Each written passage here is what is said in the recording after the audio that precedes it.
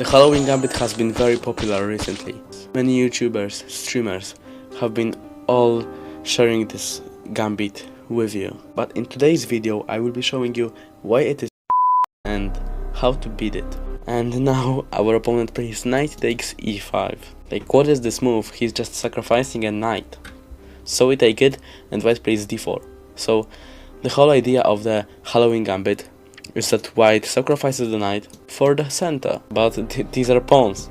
I have two knights in the game, so how do you want to beat me? And now beginners will play knight to c6, but it's not good because it allows d5.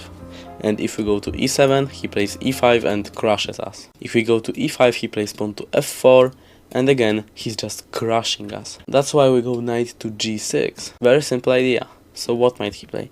Pawn to f4, maybe, but then I just play pawn to d5. I fight for the center, open up the bishop, open up the queen, and everything is choco-loco. So what, does he play pawn to e5? Very simple thing, we just play knight to e4 and everything is fine. After f5 we take. So yeah, maybe he has those advanced pawns, but we have our pieces that defend everything, and we had the center anyway. So what they play instead is probably e5, the best option, and we go to g8. Moving back to the starting square? Yes, but we don't have any other idea. Why are we moving to the back?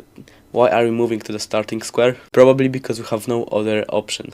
And we have gained the piece, so now we can just chill out. After pawn f4, for example, we again play d5 to defend the f5 square with the bishop, and after moves like pawn to g4, we play h5, and we easily control all of those weaknesses. The other option of white is maybe pawn to d5.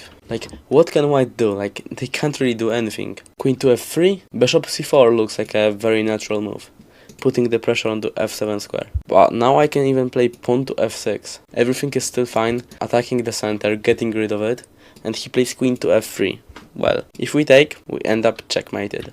So that's not a good idea. One player I saw played queen to e7, but again, it's not good because white plays knight to d5, attacking the queen and the c7 square, and the queen needs to move back. We are squeezed, we are up in the material, so we should trade the pieces. And now, he cannot push the d5 pawn, because we will take on e5. He cannot take, because we will easily take, and we will have no trouble. So he might castle, and then we play bishop c3, queen f3, takes, and knight e7, and our king is totally safe. After f4, we can even play rook f8, just defending the f5 square. After g4, well, again, we have the idea of d5, and if he moves, we take on g4. If he makes an en passant, we play queen takes d6, and again we have no trouble.